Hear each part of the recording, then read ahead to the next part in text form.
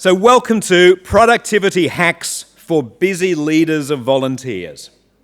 I don't need to tell you that leaders of volunteers juggle multiple responsibilities, from coordinating teams and organising events to ensuring effective engagement and impact. And with constant demands on your time, productivity hacks are essential for staying efficient and maintaining balance. Strategies such as prioritising tasks, delegating responsibilities, leveraging technology, and setting clear goals can help you stay organised and focused, ultimately strengthening your programs and impact. Shane Harris is a strategic thinker with a talent for leveraging technology to achieve desired outcomes effectively and efficiently. As the founder of About Time Coaching, Shane provides coaching, mentoring, and training services that help busy professionals work from a place of rest and calm confidence. He brings over 2 decades of experience working with grassroots and large not-for-profit organisations. Please welcome to the stage Shane Harris. Thank you.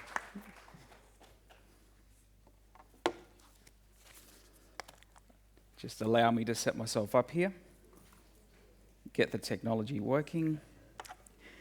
Well, good afternoon. It is a great time to be here with all of you, and on the afternoon of what's been an amazing 2 days so far, being inspired through the stories and through the practical tips that you've received, I'm only aware of how much your mind must be full, as well as your bellies, right at this moment, leading into the end of the week and then next week and what's ahead.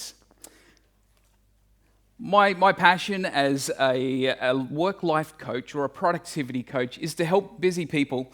And I don't think I'm in bad company when I talk about busy people. I look around the room, and as a volunteer manager myself, and I will, in my other hat, with Uniting Care as the volunteer experience manager. But today in this space, I'm Shane Harris from About Time Coaching, co-founder actually with my wife. And so we're really passionate about helping busy people work from a place of calm confidence. And so today what I want to do with you is to share with you some really practical tips about how you can walk away even from this conference with all of that's happening all around you and the ideas that are generating inside of your mind about what could happen from here, and to walk into your week next week with a calm confidence about what you could achieve, one step at a time. I also learnt that you're only going to remember one thing that I said, and that's a story. So let me share with you my story. So I'm Shane Harris. I'm the founding partner of About Time Coaching alongside my wife. I cut my teeth in not-for-profit organisations, first working with Teen Challenge as a live-in caretaker for a house of young men. And so as an 18-year-old, I quickly became dad to teenagers. And I caught myself living in a house as a volunteer with the perks of free accommodation and electricity and phones, volunteering 24 hours a day, 7 days a week. And so I grew from there in many other roles and opportunities in chaplaincy and pastoring and not-for-profit organisations, a volunteer resource centre, and now even with Uniting Care. And so I have a great understanding, and I know what it is to be busy. So I became a student of productivity, became a student of being able to do things smarter, became a student of how to do things effectively and efficiently.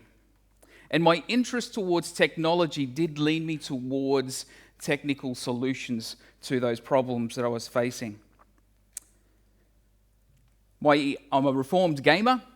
And so what you'll find me now doing instead of gaming is downloading the latest and greatest app and exploring its wonders and its features, tinkering away with how it might improve my day-to-day life. But in full confession, I've got to be honest with you. No matter how much I did things smarter, no matter what greatest new piece of software I was using to help me gain my goals, the perfect day was ever elusive, and I was never able to get to the end, finding everything that I wanted to be done achieved. And what I did notice, though, as I did get to the end of those days, that it reinforced negative beliefs that I held about myself. Negative beliefs that I wasn't enough as a person, only fueling me to work harder, to work longer, and to work smarter, but still never ever getting off that treadmill of busyness.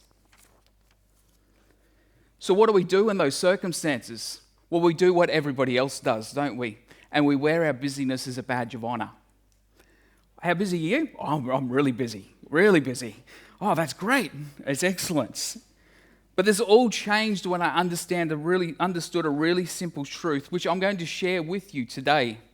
And I help you to also work from this place of calm confidence, this place of rest. And so what happens now is I consciously make a choice to not say that I'm busy. Boy, it's tempting though. Boy, it's easy to slip out, and I don't always get it right. But I make a very conscious choice about the language I use because I understand the transformational power of the language that we use. And I don't say that I'm busy, but I make a conscious choice to say that my day has been full of opportunities for what makes the most meaning for me and the life that I want to live. At any moment, I could say I'm busy. But what I say to myself at the end of the day is, who did I connect with? And where did I make a contribution, a meaningful contribution? Reinforcing within me a really positive belief that I am enough. And today I want to share with you some practical tips. And though you might walk away with one or two or three even more practical tips, at the end of the day I want to share with you how you can get to the end of your day and also realize that your circumstances around you don't dictate who you are, but rather you are the author of the meaning of everything that's happened in your day. So let's get into it. And before we start off with those practical tips, I want to ask you as an audience how busy you are. How busy are you? I know, cats, so peaceful and loving. Wouldn't your day be amazing if it was like this? So we've got a Slido, if you want to pull out your phones and check out the Slido there. And I want to ask you, how busy are you? So think about your last month that you've just lived, and think about on average, at number 10 is you're running full speed, your heart's racing, your heart's pumping, the adrenaline's going, you're going harder, and it's this description of manic busyness. That's a 10. And 1, you're walking confidently and at a sustainable pace, making incremental steps towards your goal. How busy are you? And let me just say in this space that this is a safe space, it's anonymous, nobody knows who you are, but can I encourage you that this is a safe space, there's no judgment here. Be honest with yourself. Have no judgment towards yourself either. But let's be honest, how busy are you? Where are we landing? Still moving around a little bit here, and it's going there. Still moving. Excellent. 7.6, 7.5, somewhere around there. Like I said, I didn't think that I would be in bad company this morning or this afternoon as far as busyness and busy people around the place. So that's where we're at right now, and we can come back to that and see how we go at the end of this session. So let's get into some of the practical tips. And I've already shared you what we're going to do. We're going to spend some time on the practical tips, the 4 tips or steps to being more productive. And as we go through these, I'm going to be sharing with you some tips that you can take away and apply to your own life. Now, I'm not a lawyer, but I do have disclaimers. So, firstly, you will need to work with inside your organization's software. Okay, so you've got software that's approved to be used and not approved to be used, and you're going to have to work within the frameworks of that software systems when we're talking about software systems. Secondly, I will mention some software systems along the way, but I'm erring away from doing that because there are simply so many software systems about there when we talk about software. And if I do mention a software system, it's not a recommendation, there's no affiliations or costs or anything like that, but instead it's only to encourage you to do a Google search or a Bing search or a Yahoo search or a YouTube search or a TikTok search to find out what might work best for you. And ultimately, I want to encourage you to become a student of productivity yourself and find out what works best for you. And in the last part, we're going to finish off with helping you overcome this sense of busyness that you may feel, looking at the polls, that you do feel at the end of the day. So, my first step is helping you get off the treadmill. Getting off the treadmill of the daily grind of constantly going and making no progress. Making that sense of, I'm keeping on doing the same thing day in, day out. Groundhog Day. I mean, looking for the audience to see the ages of the movie reference there. So what is that sense of how can I actually get beyond doing what I seem to be doing every single day? How do we get out of this treadmill of busyness, of not making progress? Well, our first tip here is to create templates for things that you do on a recurring basis. How many times have you found yourself writing the same email response? How many times have you just found yourself designing the same newsletter or same poster, the same graphic, the same social media content? How many times have you found yourself doing the same task over and over again? Create templates for all of those things so that you don't have to do the rework over and over again, but rather you rely on a template to do the work that you've already done. Can I encourage you to take that extra time when you do a task to be able to say, I'm going to spend 30 minutes doing this instead of 5 minutes to do it quickly, to create a template, save it somewhere where it's available for reference, and to reuse that template again. A really practical example of it, if you're designing a newsletter, I think this is a really tangible one for us to get our head around, but if you're designing a newsletter, the newsletter design doesn't need to be different every single time the newsletter is sent out. So design a template for the newsletter, which is a nice, easy copy and paste content into the same design every single time, and therefore saving you that design time over and over again. If you're answering the same email over and over again, template your response to it so you can copy it from a Word document, say, and straight into the email, and then personalize it for that particular situation, saving you time having to retype the same email. So using templates will help you create more time in your life, but it requires an investment of your time when you get there. And I want to really encourage you to view that as an investment of your time. It will cost you, absolutely. But don't look at it as a cost, but rather look at it as an investment into your future self. So do today what your future you will be thankful for. Take the time to invest into your time management and take the time to invest into it so that you only have to do it once by using templates. The second one is to learn to use AI effectively. I want to encourage you, again, go back to my disclaimers. You have to work with inside your organizational policies of approved software systems to be able to use, but within that framework, use AI effectively.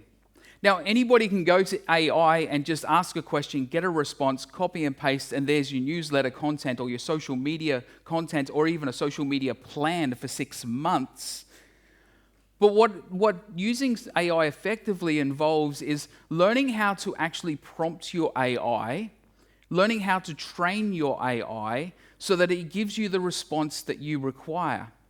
So while it might be good for another example, to have a template for a volunteer listing that you want to advertise, take it a step further and use AI to produce the listing using the template that you've provided the AI to actually create the listing. But don't stop there. Train the AI in how to use your tone as an organization. So set the language that you like to use, the words that you want to use, tell it what not to use as far as language in that, so that you're actually training it there with its language, but also its tone. Do you want it to be friendly? What is your target audience? Set those things in there as well. Train your AI. And then when it does give you a response back, take it away and then rewrite it yourself.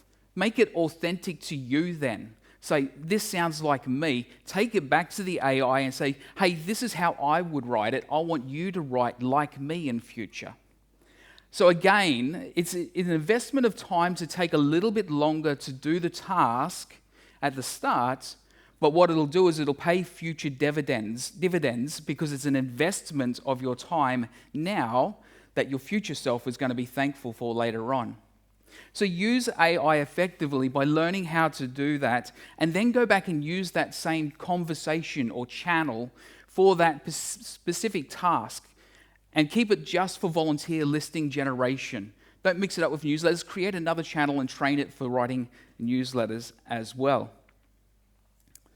And then my next tip for getting off the treadmill, this is one of my favorites, is stop being the source of all information in your organization. Can I say this really respectfully? Stop being so awesome. Like, you're just too good. Don't become the source of all information that everybody has to come to you to solve everything.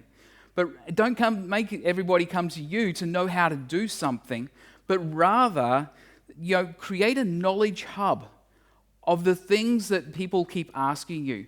Don't keep answering the same question over and over again, but rather provide a knowledge hub for them to be able to come back to.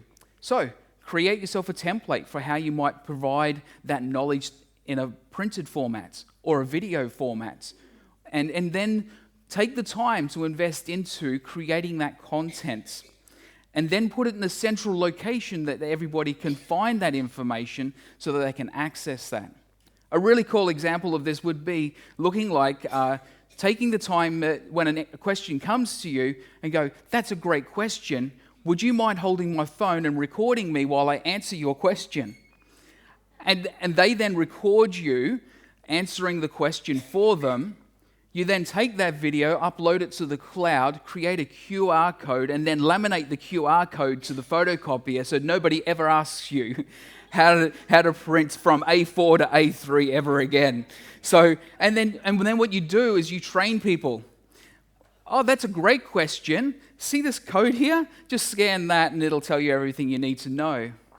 Or perhaps in another scenario, it might look like creating a screen tutorial or a video screen share and recording your reply, and then taking that, uploading it to the cloud again, and then having the links provided in a template of responses that you have, and then sending the person the link to that piece of information. Or better still, have it in a knowledge SharePoint where people can go and search for that particular topic and then get the information they need.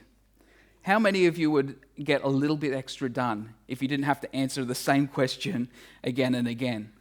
How many of you could see your volunteers thriving and getting more done because it's simply easier to get things done because they knew how to do things, or they knew how to get the information on how to do things, providing a great experience for the volunteer. And so I want to encourage you to create a knowledge hub, and then make that knowledge accessible in whatever way is best in your context, whether it's by print, whether it's a SharePoint site, whether it's a wiki, or work with inside of your organization's approved softwares, and create a knowledge hub for your volunteers and the people around you. In doing this, it helps you get off that treadmill. You get that sense of I'm always working and just doing the same things over and over and not making any progress right here on the spot. Regardless of how fast I run, I keep standing in the same spot because I'm on a treadmill of doing the same thing over and over and over again. Get off the treadmill and find yourself with more time to be able to invest into the things that really matter as the first step. If one of these things resonates with you, I encourage you to jot it down and to make it an action to then go and search that and explore that further as to how it might work for you in your context. As we get off the treadmill, the next step in this 4 steps is to work smarter and not harder. We've all heard it as a saying, and I want to give you some tips on how that might look in your context. And that is, firstly, one of my favorites. use a clipboard manager. Everybody's going, what's a clipboard manager?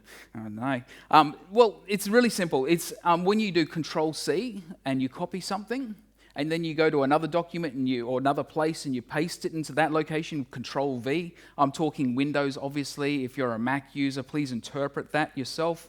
I have no idea. It's a foreign language to me. But Control-C, copy, Control-V, paste, Control-C, Control-V, Control-C, Control-V. Oh my goodness. Work smarter, not harder.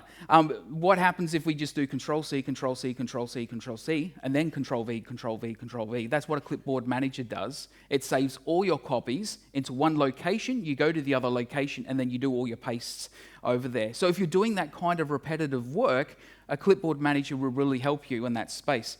Now, I told you I was a nerd, or I didn't really. I told you I was a reformed gamer, and now I'm a nerd who explores productivities. When I prepared this, I went down this rabbit hole of exploring all the clipboard managers that are available out there. To do that, I've tried 3 clipboard managers in the last 2 weeks. It's been a lot of fun. I'm really excited about this, but I want to give you some recommendations here. The best clipboard manager is inbuilt into Windows. So when you go to your computer as a Windows computer, press Win-V. There's computers in the room. Do it. It's going to change your life. Win-V.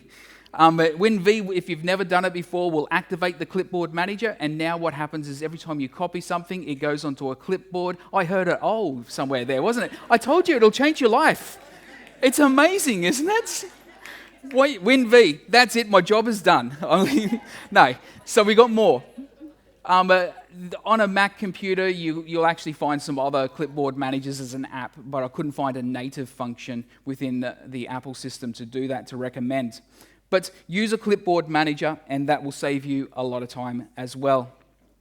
Can I encourage you to set up a booking appointment system? How many of you have been in that space where you've actually tried to arrange a meeting and the email goes out and the email comes back and you respond to it, how about these times? And then you have to look at your calendar and go, all those times and check them and cross-reference them. And how much time is in that space of just communicating when's a good time to meet, particularly if you're meeting with multiple people? So can I encourage you to use an appointment booking system that works for you, to be able to display your availability and for people to be able to book an appointment with you.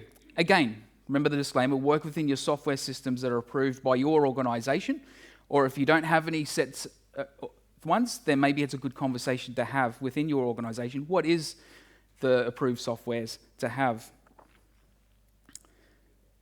Use a password manager. Work smarter, not harder, is my philosophy. Use a password manager. How many of you remember all your passwords? How many of you have one? No, don't tell me.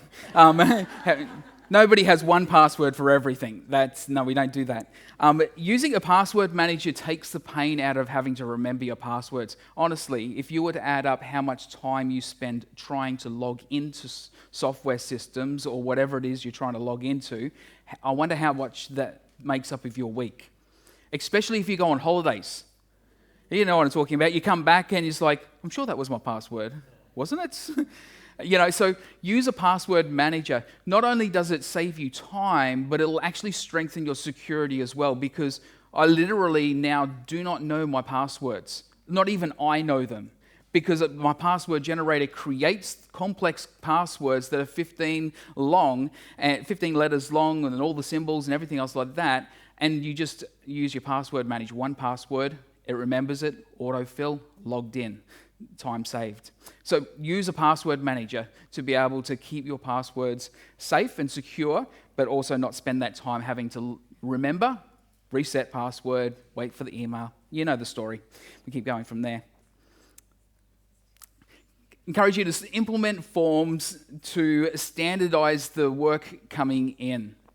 How many of you get requests for work and they come in, and then you have to then follow that request up with, can you provide me a little bit more information? Or can you provide some context around this? Or, but it's the same work that you do day in and day out. Then use forms for that. Use a form to be able to standardize the information that you need by requesting certain fields of information so that people will actually give you the information that you need and save yourself the backwards and forwards for that work that's happening there. Now, you can use a forms dedicated program, but also a lot of softwares have the feature built in that they'll have forms that you can use to standardize that. Obviously, a volunteer application is one of those where you can standardize the information coming in to suit what you need for your organization. So by implementing that, you're saving more time by getting the information you need and not having to repeat the process of getting information. If you can then add to that the ability to set up automations. I'm not going to dive too deep into this, but automation is a huge piece of being able to work smarter and not faster. And so for some of you, you might be very new to what automation looks like, and for some of you, it might be bread and butter. You do this all the time. And can I encourage you to look at the software systems you use and dig a little bit deeper into your settings? And under the settings, look for something like integration. Look for those sort of things to be able to go, what can I automate? What can I get to talk to each other so that they can work together rather than having to work in isolation or duplicating the work that you do there? For example, if you were using a form to set up to get requests for information coming in a standardized way, as you collect that information coming in, maybe don't send it to your email inbox, but maybe send it straight to your to-do list or your project management software so that it lands there, bypassing your inbox where you have to read it, prioritize it, copy it, move it over there to work and do it at a later date. Send it straight to the to-do list so that it can be handled from there. What's more, get the person at the other end giving you the information to set a due date for it so that you already don't have to prioritize it and you can set it up to be caught up in the work that you do as the day approaches. You don't even need to read it or know about it until it's ready to be actioned. And so look for these automations that are there. Can I encourage you just to, if you want to explore this area, some of the things that you can use to automate. If you're in a Microsoft environment, then you can look at using Power Automate. It's very simple to use. It's an unfamiliar territory for many of us when we first start in that space, but there are great tutorials, there are great threads on how to use Power Automate. There's a lot of community around it. You can even interact in that community. You say, this is what I'm trying to do, how do I do it? Heck, you can even use Copilot to tell you how to do it and say, I want to achieve this, and it'll actually create the automation for you so that you can then fill in the details from there. And so if you use automation, you're actually then working smarter by not having to do the work itself. If you're not in that environment of Microsoft and you're looking outside of that, third-party softwares are a great go-between one system and another system. So I encourage you to explore softwares like Zapier. And Zapier acts as an intermediate between two softwares so that it says, when this software has this happen, then I want you to do this. And then I want you to do that. So for example, if you have an email come in, how do I actually set that up to auto-respond so that it actually sends a reply out? So there's a few ways to do this, and that's using integrations, it's using the third-party software, or even using features built into the software itself. And I highly encourage you, if you're looking at new software systems, always look for automation. Absolutely look for automation because it's going to save you an incredible amount of hard work and hard labor by having it done by itself. So I want to encourage you to work smarter and not harder. With the time that you have, make it count for the things that are most important. Oh, I've got another tip. Look at that. Next one is batch your work together. I remember being back in the early days of trying to accomplish more and get things done. And I had a pile. This was my Monday pile, the Tuesday pile, the Wednesday pile. I told you I was a nerd, didn't I? I had my piles, and I batched work on days. And not only were they days, but the days were significant about where I was located, when I'm in the office, when I'm on site, and when I'm with people, when I'm running errands. And so those things then helped me be able to do the work that's similar, all in the same space, rather than moving from task to task. It's better. There's another tip. Identify your 20% that gives you 80% of your results. So the Parity principle, how many of you in here know that you only wear 20% of the clothes in your cupboard 80% of the time? And 80% of the clothes in your cupboard, you're aware 20% of the time. It's this 80-20 rule that seems to happen. I encourage you, find out what 20% of the work that you do actually makes 80% of the difference, and focus on that 20% so that you can work smarter and not harder. Moving on, I'll encourage you then to start clearing the clutter. Start clearing the clutter, because what happens when you do that is you start to free up your brain to not be thinking about everything, but rather to be able to focus on the task at hand. First one thing I want to do is encourage you to tame your email inbox. Use Inbox Zero as a methodology. Look up and Google, how do I actually get on top of my emails? Inbox Zero has been working really well for me as a way to be able to tame the email inbox. But another thing is turn off all the unnecessary notifications. Do you really need to be notified about everything on every device that you have? So go to every device and seriously go through every application and go, do I need notifications from this on this device? And if not, turn it off. And do you even need to be notified at all? Can you just check it when you're ready to check it, regardless of the notifications? So turn off your unnecessary notifications. Learn how to take notes in the minute. So you know how you get those ideas when you're, just as you're about to drift off to sleep usually? Or in the shower? The really inconvenient times, have a way of being able to take those notes down so it frees your mind up so that it's not buzzing around in your mind, causing that clutter in the mind and that busyness feeling that we can have. Start to make lists. This is where I get really excited. Start making lists. Making lists and putting everything down. What's the power of a list? The power of a list is getting it all out of your head and onto paper. Anytime you feel overwhelmed, can I encourage you, go to a piece of paper, start writing it down. Go to your computer screen, start writing it down. Get your phone out and start writing everything down. Just clear your head. Write it all down. And that in itself just brings so much calm into our minds, because we've just got everything written down and we can actually go, now what am I actually going to do? I've got space to think about it because I've got the bandwidth in my mind, because I'm not remembering everything. When lists aren't enough, when you find yourself with 20 lists, whatever the number might be, start to use project management tools to get more sophisticated about your lists and timelines and priorities by using those project management tools. Some great tools in that space that I've used and to start you on that journey include things like Trello, Asana. In the Microsoft environment, it's Microsoft Planner. Very conscious, I don't know what's happening in the Apple space. I'm not an Apple user, apologize. But with those in mind, you can start working in that direction using those project management tools. So after you've cleared space in your mind, now it's really time to focus on what is the most important thing to do. Because doing the right thing in the moment is really what you need to do, not everything else. We've moved away from the treadmill of doing the same thing over and over and again, but what do I need to focus on? And so knowing that is really important. I want to introduce a concept to you. I thought it was really unique. I thought I invented it myself, and then I did a quick internet search and I found out somebody else has already invented it before me. So I want to encourage you to Yesterbox. So in regards to your email inbox, but this can apply to all of our notifications on all of the systems that we use. So I'll just collectively say our inbox. Can I encourage you, only respond to yesterday's. Don't respond to today, because when we respond to today, we often respond out of urgency rather than out of importance. And so when we respond to yesterday, what happens is a couple of things. Firstly, the question you got asked is no longer relevant because the person solved it themselves.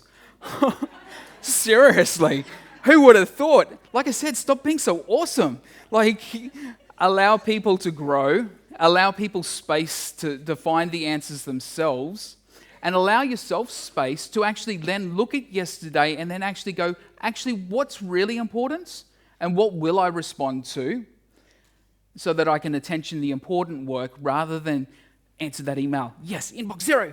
Oh no, another email, another notification. So work in a space where you respond to yesterday's work rather than today's work. Little disclaimer, if you're in customer service, I don't encourage you to use that method. Use a mix of prioritization strategies. Two in particular that I like to use for myself, and that is the Eisenhower matrix. And so the Eisenhower matrix is one that many of us would have understood or learnt somewhere along the line, and that is using the quadrants of importance and urgent, and then focusing on the important, not urgent work as our first priority. Rather than getting caught up in that urgency response space where we find ourselves on the treadmill, but rather responding to the important work first. It's not ignore the other things, but use your first part of your day, or whatever your best part of the day is, to be able to do the important but not urgent work. To focus in on that and become really committed to saying, I'm going to do this deep work, undistracted by the notifications. Doesn't matter who's emailing me, because I'm focused in on this work to be able to do what's important, even though it's not urgent, to be able to progress the work that I'm doing. The other matrix I like to use is called the action priority matrix. I really love this one. This one is the same sort of 4 quadrants matrix, and it works on impact and effort. So what is it that is going to be high impact but low effort? They're the quick wins. And really, that's where you want to focus your time and effort, is in the quick wins. What are our quick wins? What is it that's going to make the most impact with the least investment of my time, energy, and resource to be able to move me forward? And then after that, what are the high impact but also high efforts? And working in those two spaces will allow you to make progress, and significant progress, because you're focused in on the right things. Not responding to the urgent, but rather what's going to move you forward. And then develop some strategies to do that focus. Perhaps one of the greatest disadvantages of all of the technology that's available to us today is that it just keeps pulling our attention away. Answering this call, responding to that message, having an idea and thinking, I'll just do that now, but avoiding the deep work that's necessary to be able to make real progress. And so you find ways to be able to focus in. I want to encourage you again on the Windows. I'm a Windows person, obviously, but on Windows, I found one of the best timers to use to help focus in on doing that deep work is the inbuilt clock feature in Windows. What's really cool about it is that you can set it up and you can customize the time frame that you want to do your deep work for.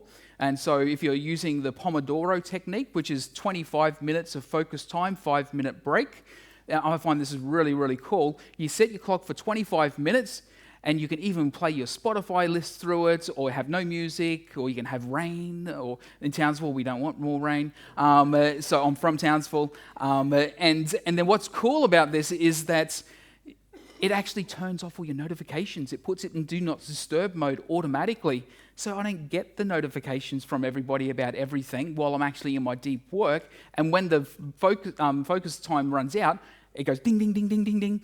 And I can actually go and respond to what I need to or what I have to at that time in that 5-minute break. I get up out of the chair, I try and do some more sit-ups and some push-ups, and I usually eat more biscuits and cake. And so I have my break and I go back, joys of working from home, right next to the kitchen, and I come back to it and I set my timer again. So use timers to help you get focused work done. Not only that, it really helps you if you're a little neurospicy in the ADHD space to actually give you momentum, because they find that after 20 minutes, you'll actually get on a roll. So setting a timer actually helps you focus on what you're doing there at that time. I want to finish off like I promised and talk to you about something a little different and switch gears a little different, and that is, how do we overcome this feeling of busyness that we have? And I want to put with you a statement to think about, and that is that nothing has meaning except the meaning that you give it. Well, what do I mean by that? Let me look at my notes.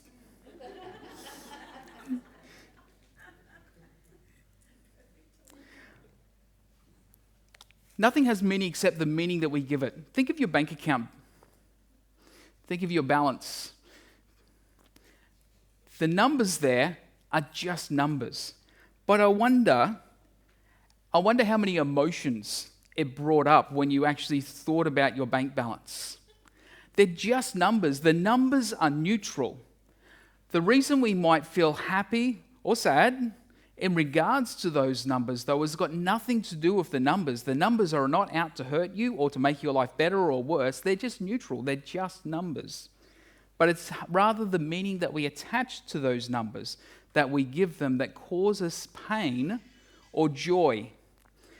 And I want to encourage you that it's the same in life, is that it's not our inboxes or our notifications, or it's not our to-do lists, or it's not our project statuses, or it's not our deadlines that actually cause pain in our lives. It doesn't cause busyness, but rather it's the meaning that we attach to those things that cause us to have pain or joy in our lives. See, all of those things are neutral. Those numbers and notifications and deadlines, they're all neutral. But I wonder what they mean to you as you look at them. I want to invite you on a little bit of an exercise. So can I encourage you, if you're willing to work with me in this space, just to put your notepads down, close the computers, put the phones in your pockets, and just sit back into the chair comfortably.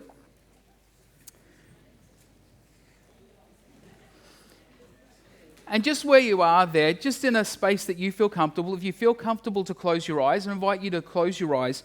And I want to lead you on just a short reflection to finish us off. So whether you're at home or whether you're in the room here, I just encourage you to breathe in deeply and then out slowly.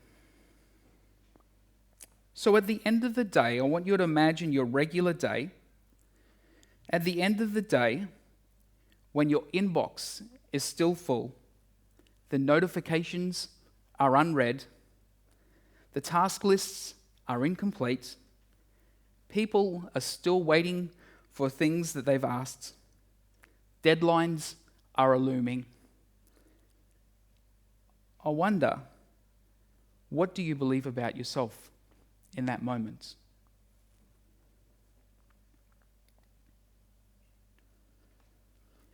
As you're aware of this, can I encourage you to use the gift of doubt in this moment with that belief that you have about yourself?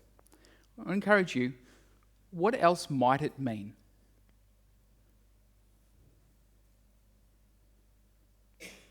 And I want to encourage you, why is this belief completely absurd?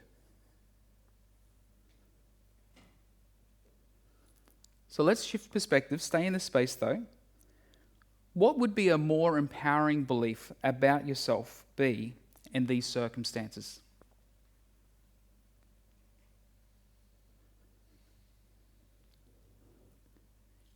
How does that new belief now make you feel?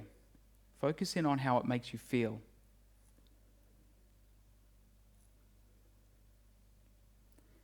And think about now, has there a time where you felt that feeling deeply? Go back through your history. Have you felt that feeling deeply? If you have, focus on it.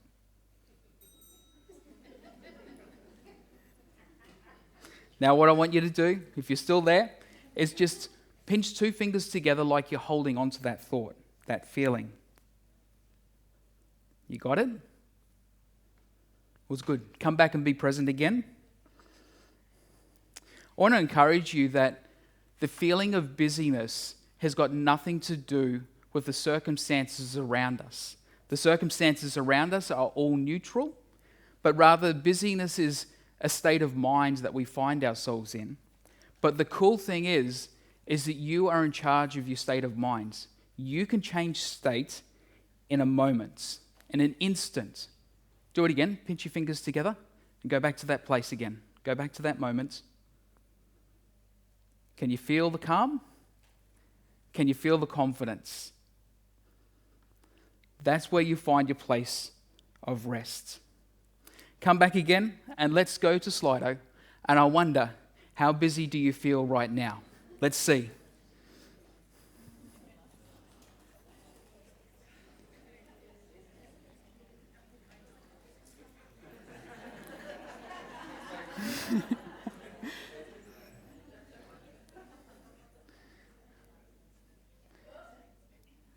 Here we go. Starting to come in. Give you a little time there. I know what it's like when I get mine out. I'm always fumbling through, get the app open. Here we go. Well, we're starting to see a shift. I'm mindful I shouldn't say anything too early, should I? Because I don't want to influence the poll. Starting to see a shift, though. I'm confident, though, we're seeing a shift here, that we're actually moving along this scale. And can I encourage you, and I'm going to allow this to reinforce to you, that it's not your circumstances that cause your feeling of busyness, but rather it's the belief about yourself. And like I shared, I believe that my days meant that I wasn't good enough, driving me to work harder and do more. But that was completely absurd. And now I realize at the end of the day, regardless of how much is not done, I can answer these questions. Did I connect with somebody today? And did I make a contribution that made a meaningful difference? And I go to sleep at night time knowing all is well and that I am enough. Can I say that you are enough?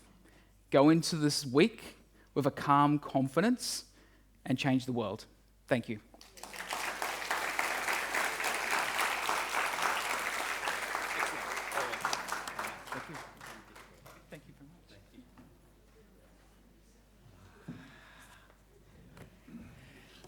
Thank you, Shane. That was brilliant.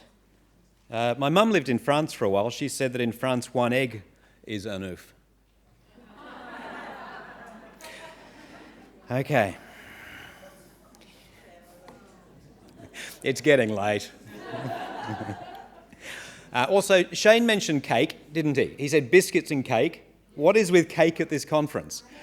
Last night, after dinner, my wife and I watched this week's episode of Gogglebox. Don't judge me, it's actually good research, and you can watch lots of trashy TV without having to watch it. And Is It Cake was one of the shows that was like, cake is coming at me from every direction. Okay, it is my great pleasure now to introduce our final speaker for this conference, Rochelle Courtenay from Share the Dignity, to deliver our final keynote of this conference 2025. Rochelle is the founder and managing director of Share the Dignity, a national charity founded in 2015 with the mission to ensure everyone is afforded the dignity in life that so many of us take for granted. Known as Australia's Pad Lady, Rochelle's quest has seen over 5 million period products donated by the community. 6,000 volunteers joined the cause and over 3,300 charities supported. All of this work fueled by passion, necessity, and dogged determination. Rochelle is here to share the triumphs and challenges that have shaped the story of Share the Dignity and inspire you to be leaders of change in your own organisations. Please welcome Rochelle. Thank you. It's Friday afternoon. How good is that? I actually should have been here for the whole part of that last piece of time management because it's probably my biggest downfall.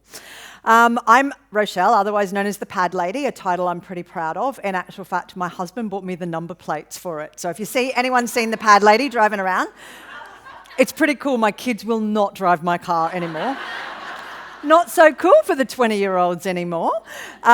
I started Share the Dignity when I read an article that talked about the fact that there were 48,000 women who didn't have somewhere safe to call home. And we see that now. We see it a lot more now than what we ever did before. And so we could imagine that. But what I read next was that they were having to use socks and newspaper and wadded up toilet paper to deal with their period. And I thought, oh my God, how is this happening in Australia? And in actual fact, I'd never even thought that it would be a problem. I'd suffered severely with endometriosis, so my period wasn't just a period, it was a major event every single month. And I just always had period products, a shower, a bed, a washing machine to wash the 7,000 accidents I had had over my lifetime. So for me, I think that Share the Dignity exists because of that pain point, those massive pain points in my life. But at that stage, I had my own personal training business. I don't have, like you champions, I had nothing to do with charity before that. I had my own personal training business. All my clients were females. They were aged between 30 and 60, and I asked them all to bring me a packet of pads or tampons for every wine they had in the month of March 2015. Some ladies would bring me a bag and say, let's not count them, babe, can we just start training, please? And so it started there. It started with the fact that I didn't believe that there is and I'll be really honest with you, that there isn't a woman in Australia who wouldn't be empathetic to hearing that another woman is going without. I didn't speak to men for 7 years of Share the Dignity because I didn't think that they would understand what we were going through. Big no-no. I've made 7,422,000 mistakes during Share the Dignity's lifetime, so I stand before you saying I'll probably make another one today and probably another one tomorrow, but I learn and I'm always trying to evolve in what we're doing. We say at Share the Dignity we don't make mistakes, we just learn to do things better. So I asked all my clients to bring me a packet of pads or tampons. I ended up with 450 packets of period products that I then donated to 5 local charities. Now, I've lived in Sandgate my whole life. I didn't even know that there was a domestic violence shelter in one of the avenues. I didn't know where people went to at Sandbag to get help. It was just so eye-opening. But I also struggled with the charities understanding that I wanted to give them something and I didn't want anything back in return. It was really hard. That was probably one of the hardest parts of the Share the Dignity journey. So when we'd given them out, it wasn't like we were giving a woman a warm jacket or a pair of shoes, right? This was a monthly problem, and it was a problem that nobody had ever talked about. You Google searched it, it wasn't the first article to ever be read about it, but nobody had done anything about it. Never was it phrased period poverty until we came in and went, well, that's poverty, but for your period, right? So after Google searching it, giving the donations out, starting to hear the stories, in May that year, one of my friends had worked in a domestic violence service on the Gold Coast, and she said, can we get some more period products? I'm like, yeah, of course you can. And my daughter had set the Facebook page up on the 1st of March 2015. And I say this, and I will try to put in stories of, I did not do this on my own.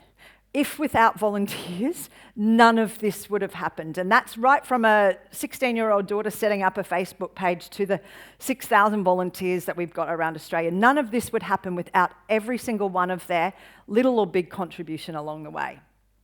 So I did another Facebook call, and it went viral. So Em Rusciano, a Melbourne comedian, shared it, and my little social media page that had 234 people, and I probably knew every single one of them, to be honest, went to 20,000 people overnight, and it just got shared, and they're like, how do I help? What do I do? And at that stage, for the first 4.5 years of Share the Dignity's life, everybody was a volunteer. We didn't have any paid staff. If you wrote me a message on our Share the Dignity Facebook page, I would respond with, what's your number? I'd call you, you'd get a job. Whatever your skill set was, I gave you a job. So people are like, oh, watch out for the call from Rochelle, you're going to get a call. Even now they're scared of it. I'm like, okay, you got a talent? I'll use that, thank you. But there was no point putting me in charge of spreadsheets, right? Because I would rather pull my toenails out, to be honest. But there were people who really liked doing that. So that's why the phone call for me was so important. It was like, you want to help, what do you love to do? What's your skill set? What can you bring? Because this was going to take all of us to be able to share the dignity. So at that stage, we didn't have a website. We didn't have a registered charity. I didn't even know you needed to have a registered charity to collect pads and tampons. But then I had to get a board of directors constitution, pay fees and permits in every state, and start to set up what was Share the Dignity's intent, and our intent is still the same. It's to end period poverty. It's to make sure, in actual fact, our intent is very different now. Same, but different. Our intent is to ensure menstrual equity, which means that there is the provision of period products, there is education, and there is removing the shame and stigma. And I hope that I'm not standing in front of you in 10 years' time, or in front of anyone talking about the plight of what we need to do. I hope that we write ourselves out of needing to be a charity. That's the goal for Share the Dignity. So it went viral. I remember sitting up between 11 and 1 o'clock in the morning doing a $1,000 Share the Dignity website page with another volunteer, Jane, because that was her skill set. And we were going on the project the next day, and we needed to have a website so that we could direct people to it. I just made shit up all the way along. I still do the same thing, don't I, Jackie? Yes. I have a lot more skill around me than I ever have before. And I just said Jackie, but I meant Nikki, right? Which is why she's like, whoa, who are you talking about? names is not my skill set either. I still call both of my kids Haley, Alicia, Haley, which one? Which one am I talking to?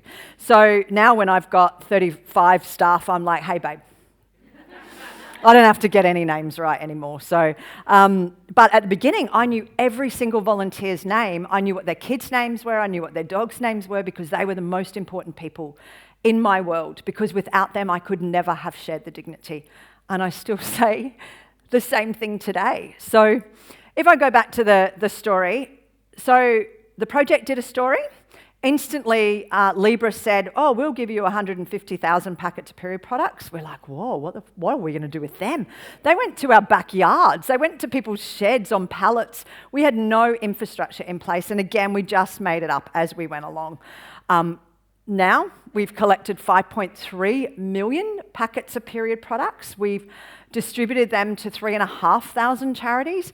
But along the way, we still use the same volunteer system that we had right at the very beginning, which was there was a volunteer team leader in each state, then there was a volunteer charities lead who sourced the charities, looked after the charities, there was a school lead, there was a volunteers lead who helped bring them on and tell them what they needed to do and to coordinate the information. We had a media lead. We still have all of that same structure as what we had back then, and anyone else here was using Workplace?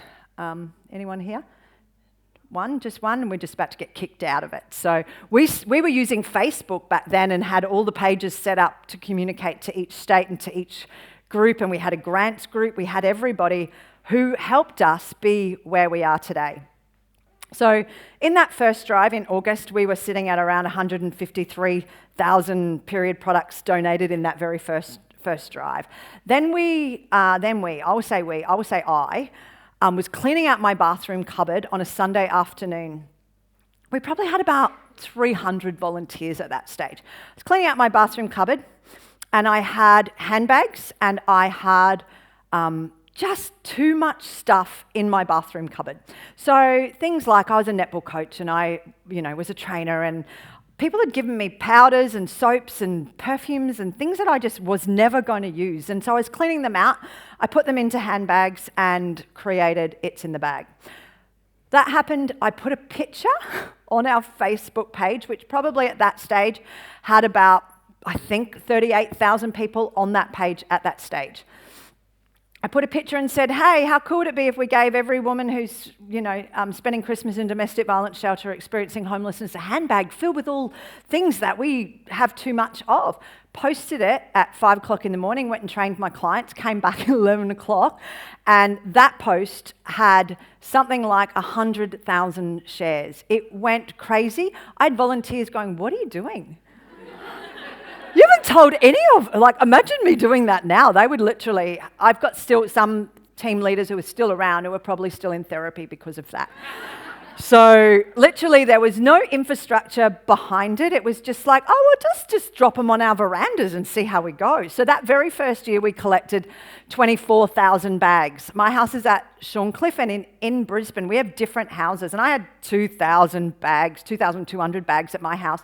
That was very different to a little cottage in Melbourne where she had 2,000 bags and she couldn't even get up and down a hallway into a child's room. It was a nightmare. We had no idea that we were going to get that kind of response from a post that I did because I was cleaning out my cupboard. Do we give any It's in the Bag donations to any of your charities here? Excellent. Love it. It's like my favourite part of Share the Dignity. And it came because I had too much stuff, right? And it also came because we'd not collected enough period products in the 2 drives, but you couldn't just keep doing drives like that because you weren't going to get what we wanted. And It's in the Bag is something that Australia absolutely loves, but the ladies love it.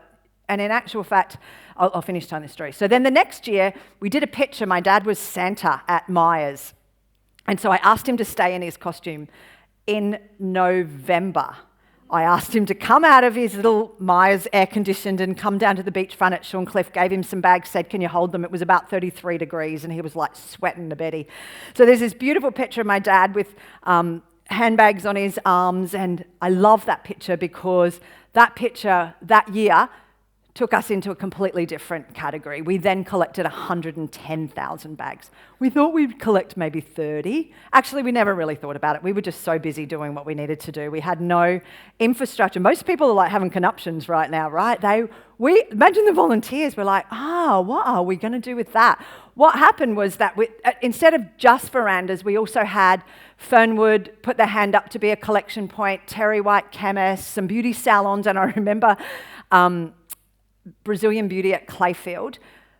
I'd already done a pickup the night before, and she rang me at 10 o'clock in the morning. I had to ring her back because I was training clients, and this is how I used to train my clients for about 4 years. If you can just run up the hill, I'm going to time you while you run up the hill. You're going to do this 3-hill thing, come back. By the time I'd already rung somebody back and done some Share the Dignity work, I was the world's worst trainer by that stage. And then sometimes, if you were really fit, I'd say, you're going to try and beat that time. Are you ready? Are you ready to go? And they'd run around, and I'd ring somebody back. I remember ringing Brazilian Beauty Clayfield back and them saying, you have to get here now. A school has dropped off hundreds of bags. I can't even do treatments in this room. And I was like, oh my God, I'm at work. I'm going to try and, I don't know. Okay, go up the hill one more time, please, while I try and organise this. It was manic. It was so manic, which made me realise that year, really great problem to have, right? That next year, I said, we can't do this. I had this dream that we had a Christmas tree and there was a fence and people would be able to donate bags. And I thought, who's got the space to be able to do that? And I was like, Bunnings and Supercheap, right? But there was more Bunnings than there was Supercheap, and I don't really want to go to Supercheap. I want to go to Bunnings every week. So I'm going to contact Bunnings. So I did a Facebook page with a picture of Bunnings that I probably just dropped off Google and said, SOS, Bunnings, we need you. We need you to help us be a collection point for our It's in the Bag. Can everyone tag Bunnings, please? Thousands and thousands of people tagged Bunnings. Bunnings rang me the very next day and said, hi. I said, hi, I'm Rochelle. And then we have been now working with Bunnings for the last 8 years, where they're the collection point for us. Don't anyone else try that. It's only for us, right? But they've been amazing. They are so great to work with. We've collected now more than 1 million It's in the Bag donations. But I know, thank you. And again, not me, our volunteers. So whether those bags are donated in Bunbury, Brighton, Ballarat, Broome, it doesn't matter. They stay in that local area. And I know that Bunnings have got 330 stores now, something like that. When we first started, they only had about 250. So they've kind of grown with us, which has been amazing. But everyone knows where their Bunnings is, and the fact that they will have it out the front. You don't have to go into store to be able to drop it off, but it's super easy for our volunteers because the opening hours are super cool, right? They're 6 till 9 o'clock at night. So if you work full time, you've got the ability to be able to pick up and still be part of something. And I'm going to share this story about Emily, who is now our people and culture manager at Share the Dignity. She started with us as a volunteer in 2016. And I remember she was our Dignity vending machine lead, and I haven't even told you that story. I don't even know that we've got enough time to go there. But anyway, this story was about how that second year when we did It's in the Bag, we had a Tagum shopping centre put their hand up to be a collection point. And she worked full-time as a people and culture in a legal firm. And she found it really hard to go and do pickups or drop-offs because she worked full-time, and so she really struggled. Anyway, and at Tagum, there were something like 600 bags there. And so on our workplace group, she'd put, I need to pick up from Tagum, Centro, and I've got a tiny little Hyundai. We all measure our cars by how many bags fit in them, just so you know. All volunteers do. And she's like, I reckon I'm going to fit 100. And I'm like, I've got a RAV4, I can fit 250, no worries. So can anyone come on Saturday morning? And so we turn up on Saturday morning at 8 o'clock, and Emily thought there'd just be me and her. About 20 other volunteers turned up. And she said she had worked in the legal profession for all of her life, and there was never any camaraderie in anything that she had done. Every girl for themselves, she said, and every person for themselves. And she said she went to this and it changed her perspective on what people do together and how people can unite. And it's such a beautiful story. And now she leads the volunteers, and she is such a big part of what we do. So volunteering to her and to so many of our is more than just the action of participating in It's in the Bag. It has given her friendships, it's given her purpose, it's given her this belief that things are better when we do them together. Oh, I could sing that. Has that been used? Has that been used before? I just made that up. Jamming. So great story from that perspective, which is why we then had Bunnings Buddies. And what we wanted to do was, if you signed up for Castledine, we had a group and we had a Bunnings Buddy. And if you were one of those volunteers, we did a catch-up in October and we created that connection so that there was friendships. And more than what we wanted was that people would get more out of volunteering than they ever gave us. Probably pretty impossible, right? Because we actually, as a charity, could not operate without our volunteers.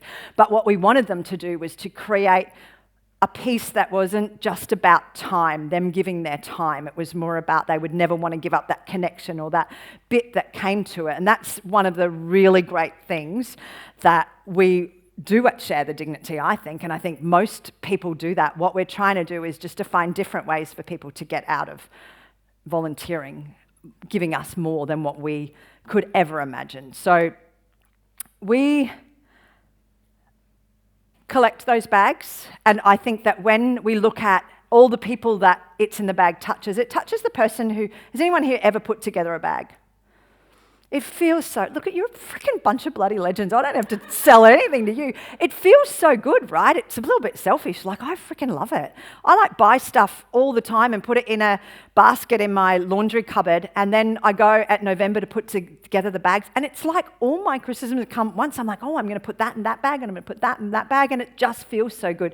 Then you drop it into Bunnings, and the Bunnings staff love it. Like, they vote for us every single year whether we're going to be a charity that returns. It's a bit stressful, but whatever. 98% of their staff volunteer for this to be the charity that they work with because they feel so good when people drop them in.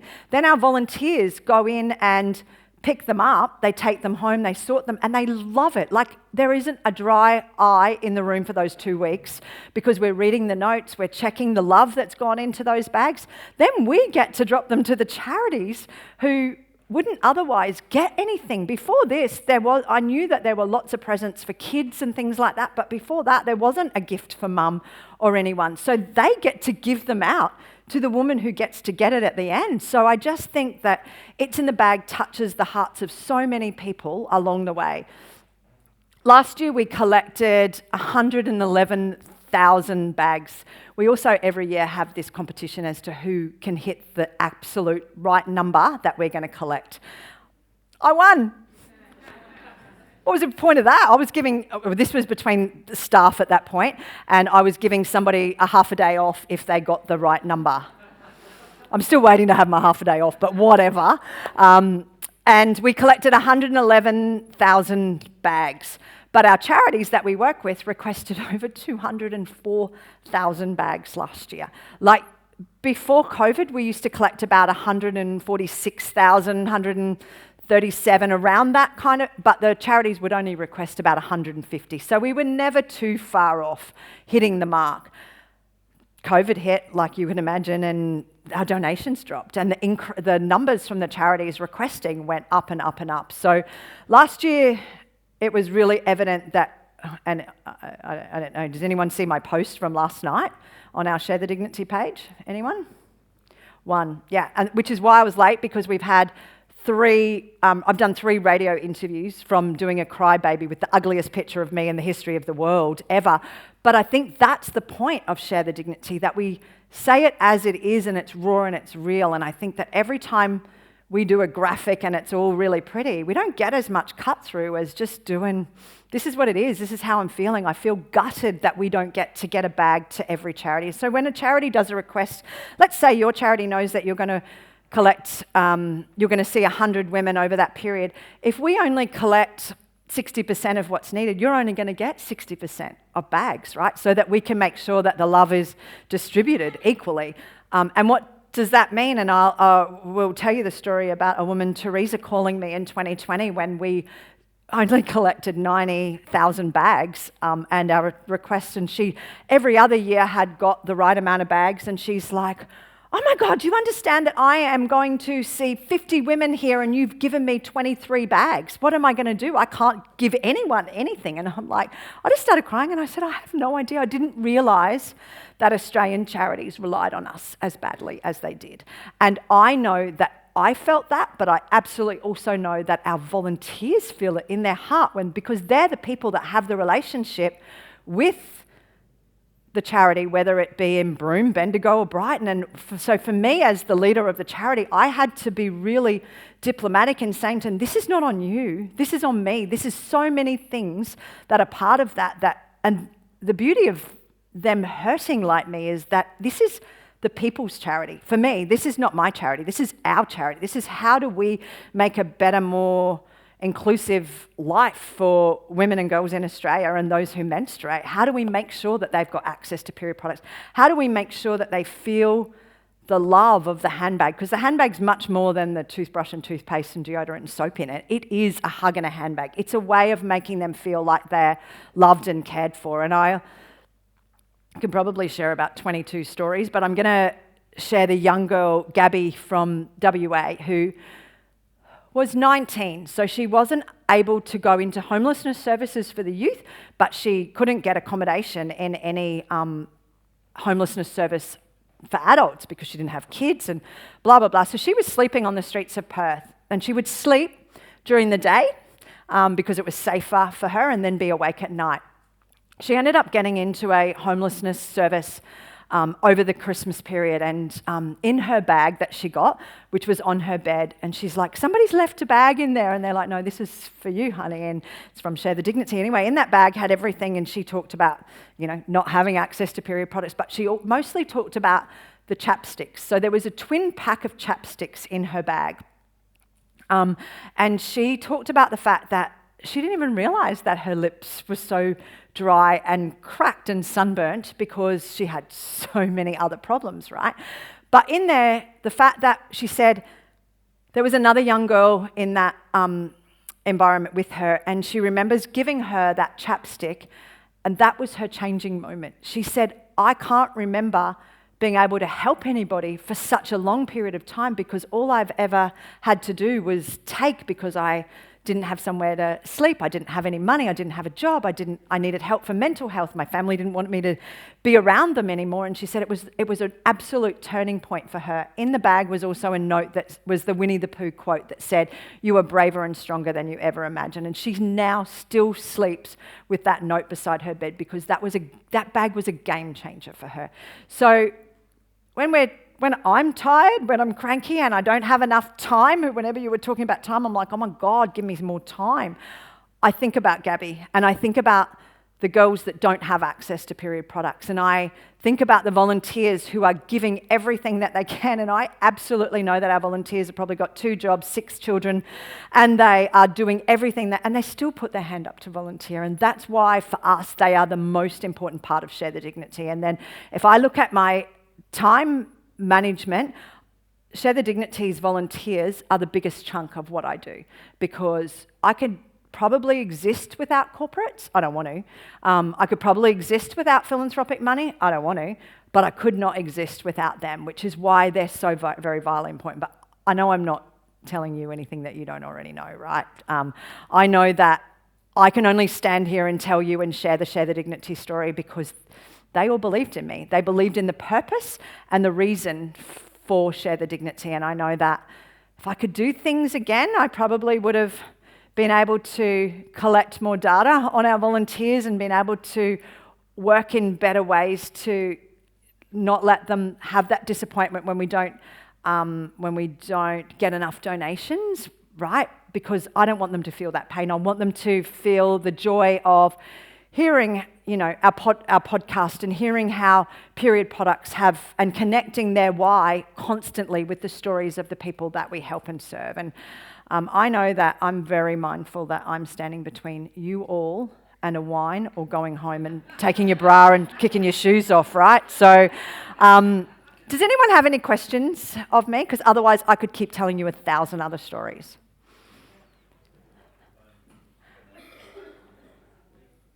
Yell it out to me, I'll repeat it. So I work for the Salvation Army, so we are a big recipient of yours, but I remember the first year that Chair of the Dignity rang my office and said, oh, we've got some handbags that we'd like you to give out. And I was like, oh yeah, okay, because we're the Salvation Army, sure. And literally the lady pulled up with a car full and dumped them in our, and I mean nicely, dumped them in our thing, and then rang me up 2 days later and said, I've still got more, would you like more? And I was like, oh my goodness, what am I going to do with all these bags? And still to this day, we still give out bags every Christmas to women that come to us for assistance. So thank you for what you do. Oh, thank you. Did everyone hear that? For me, it was always like, it's one very small portion of what we all do to make a better world for people, right? You can't be everything to everyone. I think, well, I don't even want to go down that story. Hi, Rochelle. Thank you for what you do. It's amazing, and you're a brilliant speaker. I think it's a great way to end 2 days. I've just got a fun question. What's the craziest thing you found in a handbag? And I was happy. My God. And I was happy to hear that handbags do get inspected. Yeah. So one year we found $1,000 of notes in a pocket, and to try to find who donated that is really hard. We ended up going back to the Bunnings where it was donated and letting them know if somebody came in, and a lady did come in because it was her mum's handbag. Her mum had passed away and they didn't realise, the brother hadn't told the sister that he'd hidden the money in there. We returned, she said keep half of it, and we gave half to a domestic violence shelter in Newcastle area. So it didn't come back to us, but we do get some really odd things. I used to work in a pharmacy in North Carlton. Sorry, Salty for Yeah, Triple sorry, I Z. was looking straight at a light And then. we were one of the first shop outlets for you guys. And I remember just even blokes asking about this box that we'd wrapped in pink paper, what was it for, and we'd tell them, and they would buy stuff. Like, people are so aware of you guys and what you do. So just a massive thank you. We loved partnering with you. Thank you. Thank you. And again, that goes back to volunteers. So what area of the world were you in? North Carlton. Right, North Carlton. If we give our media release to our volunteers, because I want them to be the hero of their area, right? So I don't know if many charities do that, but I want them to speak on the radio. So we provide them speaking notes every month. We do media training once a month where you can come along and I'll teach you how to go to your local school and talk about everything to do with share. They are everything in their community. I can't be in all of the places, so we have to give them the tools to be able to do that. They don't always get it right? Well, I don't think it's the volunteers. I think it's the media don't always get it right. So when sometimes now it can be corrected online, but before it'd be on the TV or on the radio and they'd be saying something completely different. I'm like, let it go. Hi, Sam from National Disaster Management Services. I just want to actually say thank you very much, because we actually created frameworks for recovery hubs and community recovery hubs after disasters. So we partner with quite a lot of organisations and have created a network that we're trying to now create another structure. And a lot of organisations lose everything, especially when they're involved in disasters. And because we set those recovery hubs in a coordinated structure, you know, when people have lost everything and they're being rescued from the top of, you know, roofs, etc., by helicopters, we get call-outs for evac centres that are run by the government, and we can deliver food, water, sleeping bags, and your handbags. Excellent. At Bloody evac love that. centres. And then they can take that. And then you know, with the support of other organisations within our network, we can then clean their homes, rebuild their homes, and then, you know, provide what they need to do. So thank you very much, because that one handbag, you know, that first meal is game changer. Yeah. And for everyone else here, thank you very much. If you have worked with us, I appreciate you, because literally some people don't know what exists in their communities until the worst day of their lives. Thank you. If I've worked with you, amazing, thank you. I'm usually the person at the end of the phone. We normally get to meet about 2 years later. But I appreciate you and appreciate what you've done too. Thank you. I started in Mackay. There's not many organisations and groups in regional areas, especially for remote areas, and we actually had some of your packs for communities that had not seen even a government worker for 9 days. So your pack was the first pack. Excellent. Yeah. Amazing. All started out from cleaning my bathroom cupboard, right? But not possible without the infrastructure and the ability to have great volunteers, right? And to Nikki, who's donning the only pink shirt in this room other than red, I thank her because she helps us manage those 6,500 volunteers in a really small team for so many people. So, loving you. Thank you. Oh, thank you. Does a wine bottle fit in there? Fantastic. Rochelle, Courtenay from Share the Dignity. Another round of applause for the terrific work that they continue to do. Well, we're almost at wine o'clock. Almost. I've got something kind of cool I'm going to share with you in a moment because I've been taking notes the last couple of days. I've distilled the whole conference down to 3 points. And then I've taken on what Shane said about using ChatGPT and what Ashley said about talking to Gen Alpha. So ChatGPT is going to summarise the conference for you shortly in the language of teenagers.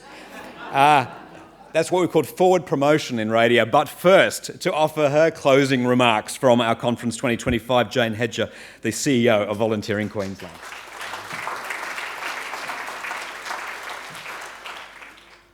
I'm sure you've probably all heard enough from me, and I do apologise. I'm 6 weeks in with this pneumonia that still hasn't shifted, and I've got staff who are also out sick as well. So I'm not sounding at my best, but I just have been really overwhelmed in the last couple of days, meeting so many of you in person for the first time and talking about the challenges your organisation's had. And it's really been amazing. So thank you for sharing those with me. And I know, as I've said to some of you, give us a couple of weeks to decompress and for us all to get over whatever this is. And then we'll very happily talk to you about how we can move forward with a number of strategies and help some of you. A little bit of housekeeping. I really want to shout out to our online delegates. Thank you so much if you're still hanging in there somewhere. Also to the amazing crew up in Rockhampton today. What a fabulous thing to have happen. And that's what we'd love to do for the next conference, is to have 5 of those regional hubs who are running their own kind of mini conference in their area for the day, but also then tuning into our speakers. So what a fabulous thing there in Rocky. Thank you.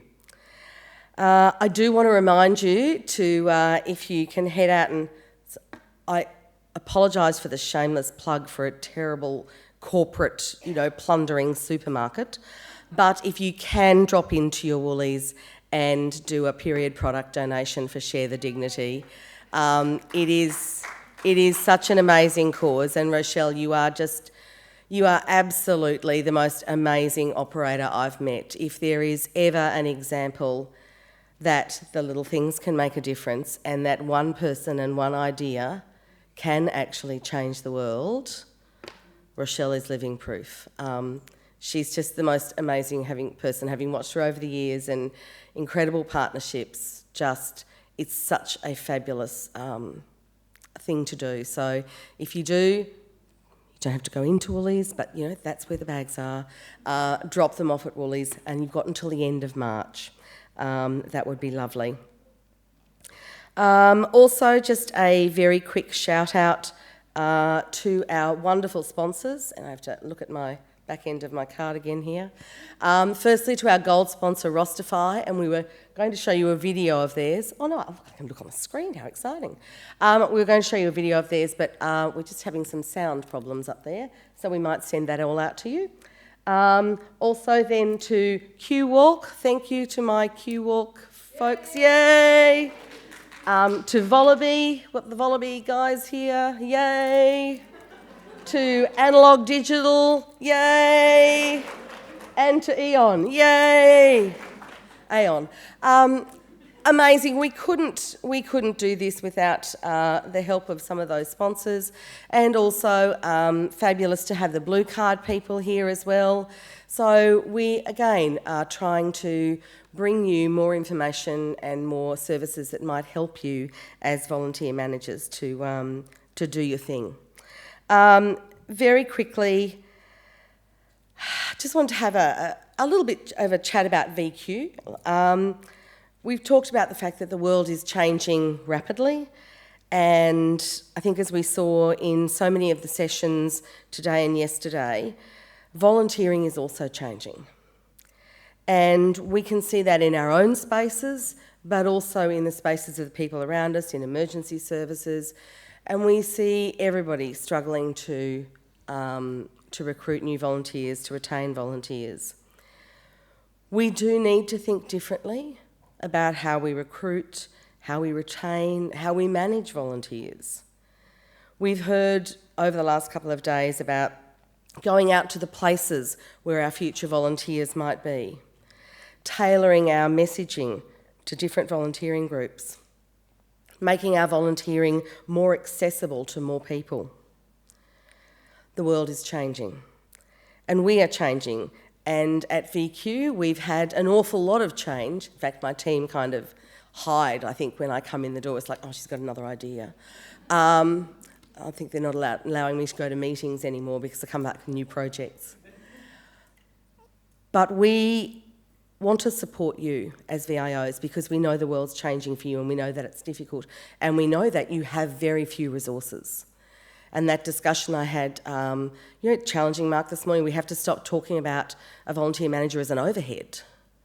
You're an enabler, you are actually a great resource and a gateway to even greater resources. So I think we have to help arm you to deal with your organisations and to convince your organisations to do better at funding and supporting volunteer management as well as volunteering. So I think they're the things that we're trying to do to help you.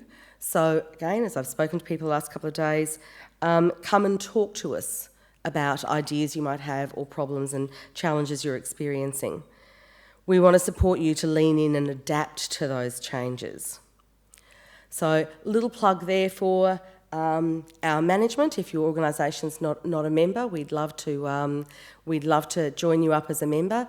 We know that most of our resources are available online, and our services are available at no charge. But we do encourage organisations to sign up as members. There's a couple of little added bonuses you get, but you also get then to be part of, as a member of the organisation, to have a say in the organisation and part of helping us set some of our direction. So we think that's really important. Over the next 12 months or so, there will be, we're going out again with our Certificate 4 in Volunteer Management, and so very exciting, and whether you realised it or not, that at the end of last year, Volunteering Australia and the peak bodies were able to achieve having volunteer manager or volunteer coordinator listed on the, and I can never remember, it's the ABS, Australia New Zealand classification scheme for occupations, but kind of like finally you got counted in the stats as an occupation. And once you start to get counted in the stats as an occupation, we can start to say, hey, there's actually a lot of them around. So you should be a tick box on the next census, which will be fantastic. But it also starts to give us data around volunteer management, which is really critical. So that's really exciting. We then want to back that up with trying to get as many volunteer managers as we can through our Certificate 4. We have just done and it will come out soon, a bit of a renaming of our RTO. We're now the Australian College of Volunteering. So we hope that's going to look great on your certificate. But it's also a fabulous opportunity for you to help participate, as is the continuing professional development program, a fabulous opportunity for you to take your volunteering management to that next level, to encourage you and your organisations to take volunteer management seriously and to invest in your professional development. I'd also like to put a really big plug out for the Queensland Volunteering Awards. Now, The applications close on the 3rd of April. We would love you to trawl through your volunteers and nominate all of them if you need to. No. To put some nominations in, because we know that there are amazing volunteers out there doing incredible things, all of them all the time, but there are some that stand out. We do have a new category this year, which is for the new volunteer, which is somebody who's come new to Australia and started volunteering, because we know that around about 80% of adults who come from overseas to Australia do some kind of volunteering to give back to their community in the first 18 months of being here. Now, I think that's incredible. And so we have added in a category this year to recognise that. So if you've got some new volunteers, fabulous, please nominate them. Corporate volunteering programs, volunteer managers. So put the hard word on your upline to nominate you.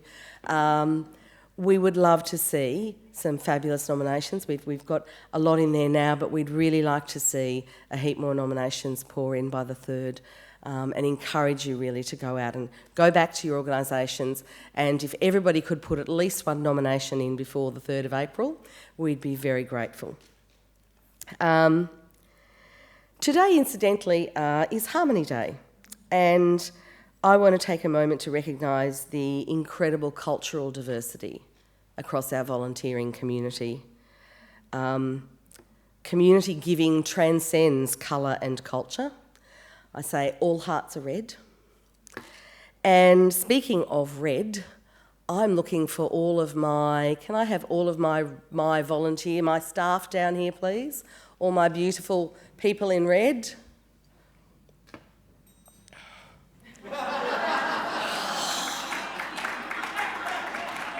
Whoa! Whoa! Right. That bell is not getting back into the office, can I tell you? He's got too much power with it. Have we got... Can you grab the girls out the front, please? Yeah. And Chris?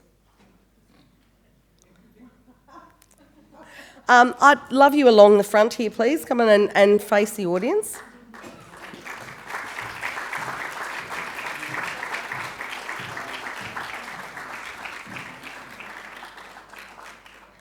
And lovely Chris, our board member there too. Fantastic. I'm just waiting. Not in red. And I'll just bring the rest of my team in. Sorry, we just have to wait for them all to...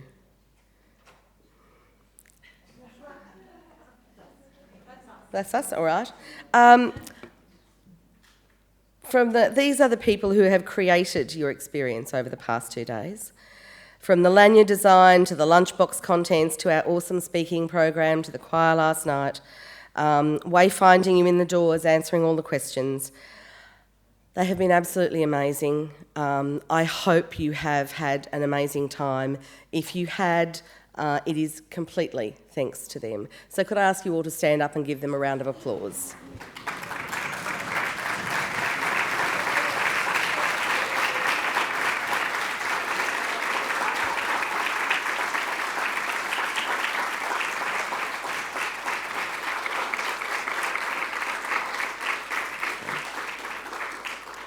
Thank you so much.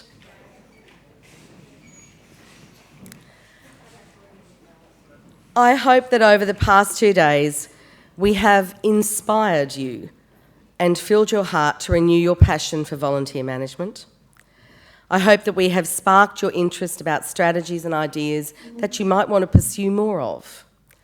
I hope that you walk away with some ideas for how you might do things differently and ignited you to embrace changing our sector. You as volunteer managers contribute to creating the framework that facilitates $30 billion worth of social and economic value to the Queensland community every year. As I said at the beginning of yesterday, I think we are in the most challenging and exciting time of our sector. And I think, looking at the amazing people in the room, we are absolutely up for this. Let's open up volunteering to more people. Let's all do the little things because they make all the difference. Helping each other, helping others helps us. Seeing each other, we are seen. Together, we can change the world. We look forward to the magic we're going to make together and the difference we can make. Thank you for partnering with Volunteering Queensland. Thank you for everything you do.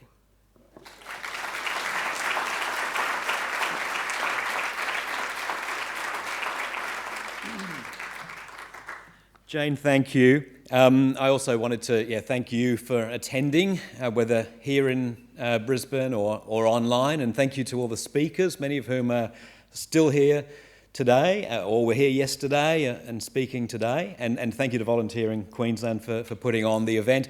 Thank you to Megan, who just happens to have a 19th century school bell in her car, which is what that bell is that came out today when she felt Andrew needed just a little bit more backup. He didn't need the bigger bell, as it turned out, but it was... That's a bell. Yeah, that's right. But it was good. And thank you to Andrew, the timekeeper, who has copped a bit of flack from us.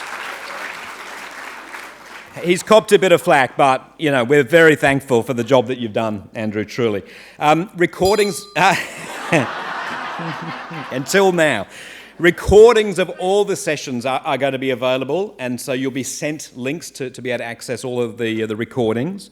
There is a feedback survey on Slido, and you can fill it out straight away, but you have until Tuesday to do that. And please do, because you'll be then in the draw. The draw will take place on Wednesday if you choose to leave an email address, but you can fill out the survey anonymously. And the prize is a 1-year free membership with VQ, either for your organisation or another organisation of your choice. And as the individual winner, you'll win a Volunteer Queensland branded wireless charger as well. So please, I encourage you to fill out that survey. I took down 3 key learnings, I think, and themes just kept coming back the last couple of days. One was go where your potential volunteers are, physically and digitally or virtually. The second one was know your volunteers, what motivates them, how they like to communicate, how they like to be managed. The third one, look after yourself. You can't do everything, you can't do it on your own. And so then I said to ChatGPT, okay, so that's not really my language because I'm a Gen A teenage girl. So here are the 3 takeouts from this conference. Go where the Riz is number 1. Volunteers aren't just going to fall from the sky, bestie. Pull up where they already vibe. Discord, Insta, TikTok, whatever's poppin'. So that's number 1. Number 2 is know your squad. Your volunteers aren't just background characters. They've got mad skills and big brain energy. So hype them up, make it fun, and they'll slay the mission with you.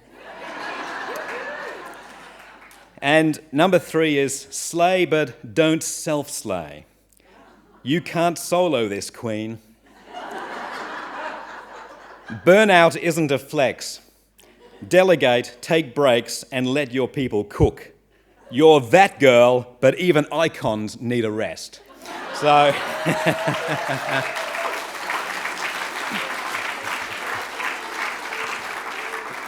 So, thank you, ChatGPT. Thank you.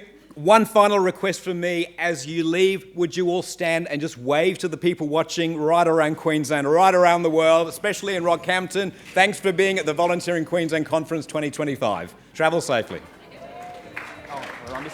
And a massive thank you, please, to Spencer.